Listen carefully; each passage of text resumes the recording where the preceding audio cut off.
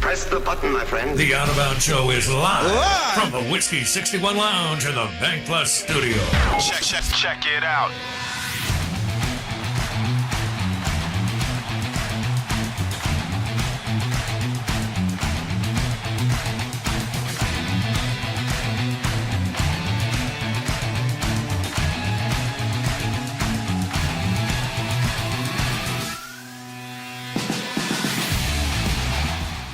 Good morning. Welcome in. The Out of Bounds Show is brought to you by USA Pawn and their mega store, I-55 South, McDowell Road, usapawn.com.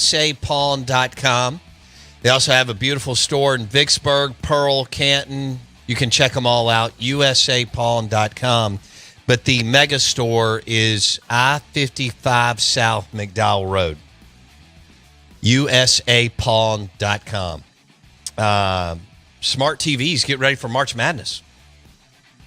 Because you got back to back. Here's what you got. You have a ton of college baseball. You have March Madness, you have the Masters, and you have the NFL Draft. So we're loaded up the next 3 months, maybe even 4, I guess, with sports. And now I'm strongly considering going to Nashville, Tennessee to the SEC basketball tournament, which I don't think I've been to one since Stansbury. So that tells you that's got to be in the 08, 9. I think the last time I went, I was in Atlanta for the SEC basketball tournament. Let's welcome in our friend, crazy man, numbers nerd, Dave Bartoo on the Farm Bureau Insurance guest line. This guy is so versatile that we can actually talk Chris Jans metrics and then segue into NFL QBs. Bartoo, good morning. What is the snow factor outside of Portland? Oh, dude, the snow factor here in the hills, because I'm up at about 800 feet.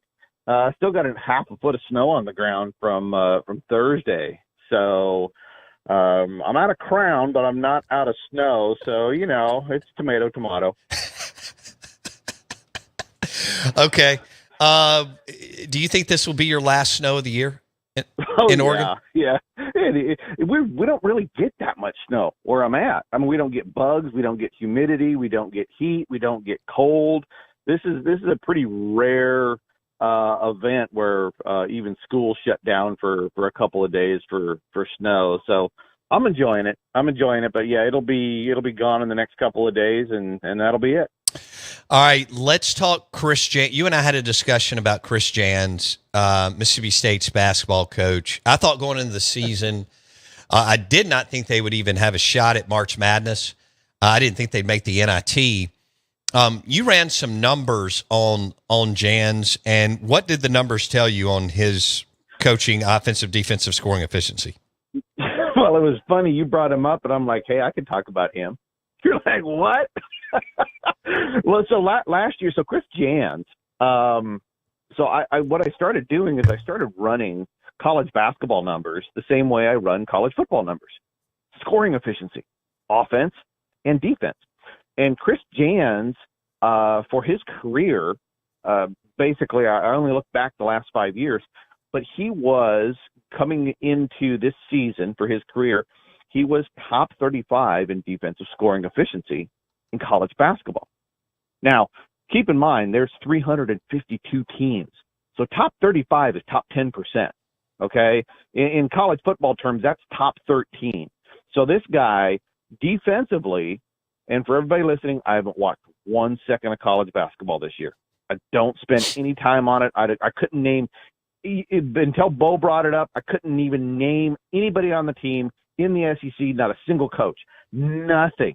But what the numbers said is that this guy defensively, without looking at what Mississippi State did, I think, Bo, what did I say to you? I think it was something like, I would expect them to be elite defensively and subpar average offensively.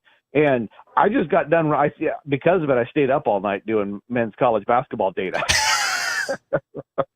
Seriously, I was like posting stuff, and Mississippi State director of sports information or marketing or whatever, Brandon's like retweeting it. I'm like, hey, wait a minute, no, don't do that. The formula's messed up. But Mississippi State right now, year to date, defensive scoring efficiency in college basketball, 4th out of 352. 4th. Wow. This is a wicked. Bama is 3rd. So for reference, if anybody, if you follow SEC basketball, which I do not, okay, Alabama's third. Now, Alabama's on a heater because, they were 12th through January. So they've improved both offensively and defensively. But Mississippi State, they're sitting there at fourth. The Achilles heel is offense. They're 308 in offense in the country, and that's bottom 50. Right. Year one, he's done an amazing. So they're 19-10 or something, and they're in right now. 10. Okay, yeah. So according to Joe Lenardi, they're in the dance. So you've got him as elite on the defensive end this year at number 4 in the country, right, Dave? Yeah. It's phenomenal. Damn. Okay. Right. So I mean, if and this is how I look at it in relation to college football, right? Okay, this is not a balanced team. All right, it's completely imbalanced. All right, but do they have the best unit on the floor in a basketball game? Well, yeah, they're gonna play a lot of basketball games where they have the best unit on the floor. You look at the SEC tournament and you look at total scoring efficiency right now. Alabama's number 1 on the season. Arkansas has moved up to 2. Missouri 3, A&M 4. Mississippi State is 5. And then you have Tennessee at 6. And then everybody after that, Auburn, Kentucky, Vanderbilt, Georgia, Florida, Ole Miss, LSU, South Carolina, they don't do anything good. None of those teams I just rattled off there don't do anything really, really good on the year. Auburn, defensively, yeah, but they're 59th. Offensively, they're 97th. They're a pretty big step down. I would think the betting favorite is clearly Alabama. I'll take a dark horse stab at betting, though, on it. And this is assuming my data is right. But Arkansas. Watch out for Arkansas. They have improved huge. You look at their numbers, they've improved huge offensively and defensively in February. It's Dave Bartoo on the Out of Bounds show. He's got Chris Jans as elite this year. I mean, really good going into the year with what he had done at New Mexico State. Okay. Mm-hmm. And as Bartoo said to me yesterday, Bo, you can't get talent there. I mean, so take into consideration they were bad offensively, but it's not like you have awesome shooting guards, knocking down your door, or point guards for that matter. Now, this year, Bartoo has Jan's number 4 defensive scoring efficiency out of 300 and whatever he said, 50 teams, and so that's elite status. Total scoring efficiency: Bama 1, Arkansas 2, Missouri 3, A&M 4, and MSU 5. Mississippi State's beaten 3 of the 4 of those teams. They beat Arkansas, they beat Missouri, they beat A&M. They lost to Bama by 2 points a couple of weeks ago. So there we go. All right, let's switch gears. I don't think there's anything else there on Yeah, let's go to NFL quarterbacks. Now we've had already fun. spent way too much time on non-college football stuff today. Yeah, we've never done that actually with you, so that was crazy. But our people are excited about Jans and this team. They're in right now. If they hold, they'll be bonkers. At least for the first 5 days going into the first round. All right. Right. NFL quarterbacks. Give me when I throw out Anthony Richardson, Bryce Young, Will Levis, CJ Stroud, maybe more, but this group of 2023 NFL QB prospects, what's your initial reaction? Two words to this quarterback class. All right. Trade back. Trade back. There isn't anything that the numbers like in this class. Not a damn one of these guys. I mean, go through all of them. Who has carried which of these guys has elevated their team? Who? Anthony Richardson, dude, he's Deshaun Kaiser at Notre Dame. He's Jake Locker at Washington. I mean, negative quarterback effect everywhere. And don't try to tell me you can't look me in the face and go, well, I'm not sure if he had very good offensive coordinators. He had Dan freaking Mullen and Billy Napier. Right? And he was terrible every year there. So I don't think he's going to be successful. You know how I feel about guys not taking number one that are from elite programs. You know, Shroud or whatever his Bryce name is. Young. Bryce Young, an Ohio State guy. Can't take it. Can you take those guys? I mean, they didn't elevate their teams. Those teams didn't. You know, they were surrounded by huge talent, and none of them did anything with it. They haven't taken that many steps. I mean, Bryce Young, what, 2 years worth? You know, Will Levis, I was kind of on board last year with him because I didn't think Cohen was that good.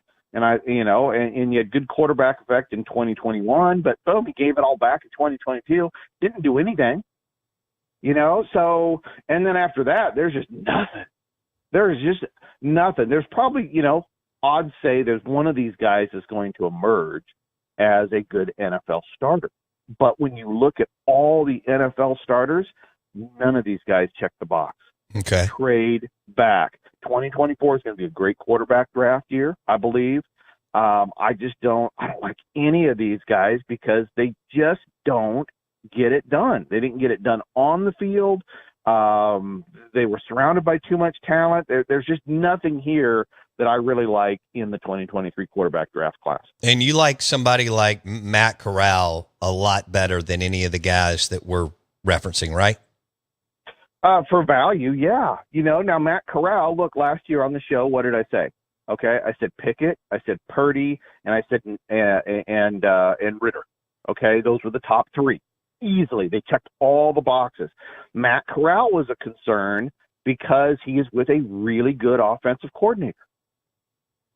See, this is one of the things you got to look at is, did they elevate the team, but did they do it unusually? And what I mean by that is, look, if you got a really good offensive coordinator, it doesn't matter. It's like Chip Kelly, right? You got Chip Kelly, you're going to put up a ton of points. It doesn't matter who quarterback is. Blake Scott could be your quarterback. Guess what? You're going to go probably 10-3 with 5,000 yards running and passing. Mm-hmm. Okay? So when I look at Matt Corral, my concern, yes, he elevated Ole Miss. He carried the bags, but he also had a top 10 offensive coordinator. Mm-hmm. Okay? So, Lane is really good. And so Corral was there. He had the snaps. He wasn't with an elite program, but he wasn't one of the top three. I still say where he was drafted, I think he has better value than any of the guys in the draft this year. Yeah. Okay. Dave Bartoo on the Out of Bounds show talking NFL draft. He just loves this QB class. And he joins us on the Farm Bureau Insurance guest line. You mentioned checking the boxes. Yeah. Let's go over them again. What do you like from your guy coming out of, what do you like to see? I think it's three really that you really hit on. Right. What do you like to see from a college quarterback as they go into the NFL draft, Bartoo?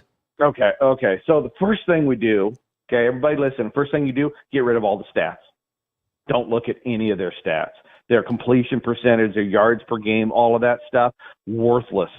Totally worthless. Okay. So first thing I'm looking at is, well, there's two big things. Okay. One of them, how many snaps did they take? Did they start at least 24 games? At least 24 games. Okay. And hopefully they are seniors. I want experience. Even if they started just 24 games, have they been sitting on the bench for a long time? Have they been learning at the college football level? These juniors coming out, that have 24 games but didn't sit very much, man, those guys aren't successful. Unless their name's Cam Newton, it just usually doesn't work out very well. So look at the snap count and what year are they? Seniors are preferred. 3-year starter juniors, that's good too. Okay. The other thing is, did they elevate the team past expectations? What did you expect the team to do?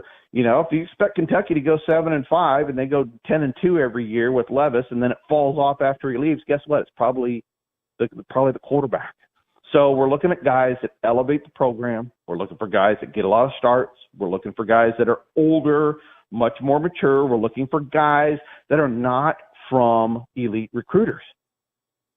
Because I believe the data says that you got to learn the position, and learning the position surrounded by elite talent, that's not how you do it. It's got to be hard. You got to have, and having a bad offensive coordinator is a plus. That's why I had Justin Herbert as the number one quarterback and rookie of the year before the season started, because his offensive coordinator is horrible. It's horrible. You know, and I mean, you want to talk about putting lipstick on a pig. This is a guy that is a 2-star offensive coordinator, and with Herbert, rattled 3 straight top 25 scoring efficiency offenses. And then as soon as he got hired by UNLV, went right back to the bottom 25 in offense and got fired because he can't call any plays. That's what we want to see. Don't look at the stats. Don't be enamored by the brand, Ohio State, Alabama, Georgia, this, that, and the other. Man, those are semi-pro teams. These guys aren't learning there. Get the guy that has had to do the hard path with the less talent, not only players, but lesser talent on offensive coordinator. Those are your diamonds. Why do you think I had Dak in the top 3 that year? Look what he carried. He carried that whole team for what, 3 straight years of being a starter? He did. State? Right? Was he a senior? Yeah, fifth year senior. Was. Yeah. Right. Was he surrounded by talent? No. I mean, he's exactly, you know, he checked all the boxes too. Right. When Dallas took him, I told him, I'm one of my best buddies who's a huge Cowboy fan. I'm like, he's going to be your starter one day. I said, what? I'm like, dude, that's going to be the guy. You don't see it, but that guy checks all the boxes. He is top 2 in potential in this draft at quarterback, and he went, what, 4th round? Yes. Yeah. Dude, for everybody listening to, you know, the look at Eli Manning, right? We got 2 teams, 2 schools in your state that have great examples. Eli started for what, 3 years? He did. Wasn't easy. 5th year right? senior. Wasn't surrounded by talent. I think he may have elevated that team. They were pretty good, right, with him? Oh, he won 10 games his senior year. Went to the Cotton Bowl. Can you feel what I'm dishing out here, right? Look at Eli. Look at Dak. Strip away the brand. Strip away everything else. Look at what I'm talking about that's important. If you look at that, you will be a draft quarterback guru yourself. All you got to do is look at what's important, and it's not the numbers, and it's not the brand. And it's like that. There's always an NFL franchise or two even in this modern day when they have access to all this stuff. Yeah. You know, they're multi-billion-dollar corporations, as you know, so they don't want for anything as far as resources, and yet they'll still reach on brand even today. Oh, Bartoo. Well, because here's why I don't believe. Here's another tangent. You know, the whole, we'll find you if you're good. Horse nears. That is a bunch of crap, because a GM is no different than an AD when it comes down to protecting his job. If you're a GM of an NFL franchise, you want to keep your multi-million-dollar job, don't you, Bo? Absolutely. Right? So if you're going to draft somebody, you're going to reach on the brand. Oh, man, that Alabama linebacker sucked in the 4th round. Man. But people are going to go, well, it's from Alabama. So I guess I'll give him a pass on that. But if you draft that 4th round linebacker from Vanderbilt and he sucks, oh my God, why'd we reach on a guy from such a crappy program? GM sucks. See what I'm saying? Is a GM will still reach for guys, but he'll reach for them more likely with a brand that won't get him in trouble if it fails. Right. Same concept. It's the same concept. 76% of all guys drafted come from a program that is 500 or better. They may find you, but they may not have the cojones to draft you. So if Dak and Matt Corral were in this class, you would have them over 1-2. Okay. 1-2. Yeah. Not even a question. I wouldn't even blink at that. And I'd have Dak number 1, you know, because he had a slightly lesser talent, and he has a lesser offensive coordinator. Lane Kiffin's better than Dan Mullen every day, right? So I'd go Dak 1, Matt 2, you know, and Dak and Eli, look, they check the boxes. Right. It'd be the same thing. Eli and Dak would be 1-2. Corral would be farther down there because he just doesn't have as strong check boxes, but they're all way better than anything you see this year. And when you hear an emotional SEC fan from Georgia try to convince themselves that Stetson Bennett is an NFL QB under FCC guidelines, what's your reaction? You know something? Okay. I'll give you a little bit of a benefit of the doubt versus some of these other guys because Bennett's had to look how many snaps he's had to take. Look how hard he's had to work. Now, he was surrounded by elite talent, but he's a senior. He's taken a gajillion snaps. You know, you want to talk about late round value. Somebody's going to draft him just because it's Georgia national championship. Then if he busts, it won't look bad. But when you look at the forest through the trees, the guy's really had to persevere. And he wasn't that 4 or 5-star guy. And he's a senior, and he's been there forever. So he might have staying backup power in the NFL. I wouldn't poo-poo him that much. Maybe as much as some of the other guys that have come through the Georgia system. So general manager Dave Bartoo would be okay with Bennett as a 6th or 7th round pick because, like you said, there's just not a lot of risk there that far back in the value. Yeah, right. He's checking some boxes, and there's some value there, and so there's potential. And we can't forget though that the NFL, just like college, is driven through the quarterback position. So you got to draft these guys. Okay, even if they're all busts. You got to draft them because what happens if C.J. Stroud blows up, right? Even though the boxes aren't checked, you know, you're going to get vilified for missing on a quarterback. So guys can't miss on quarterbacks. We've got to reach for these guys. So I don't mind burning the value on a Bennett late because he's healthy. He has gone through an awful lot. He's had to learn an awful lot in that system.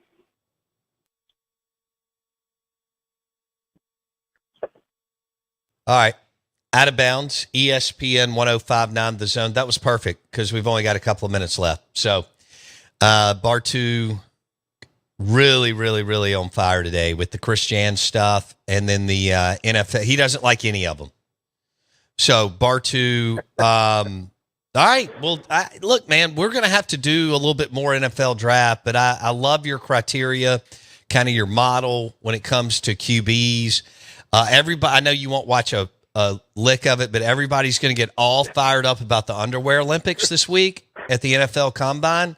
So as you're looking through Twitter, you'll be able to see who wins the underwear Olympics in Indianapolis. Dude, you're just making my brain material just fall apart. God. Turn off your TV. Get outside. I love it. All right, so what's on tap today for I mean, I know how weird you are, but what's going on? Well, we still got staffing searches, coaching carousel. Worked on that all week.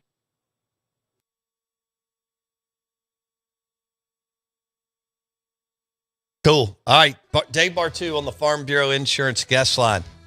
We are the Out of Bounds Show, 105.9 The Zone, ESPN. It's National Kahlua Day, and that pairs well with Tito's Vodka, one of our awesome partners. That's vodka made in the USA. And there's nothing like a good White Russian later tonight. So you can do a little bit of that. Kahlua is great in coffee, too, among other things. And it's also National Retro Day. And we were going to get Blake Scott to tell us his favorite retro uniform, but we'll do that tomorrow. There are still people that are surprised that I'm not a member of a country club. And I don't know what to tell people. This surprises me that they've got me, kind of pinned on that.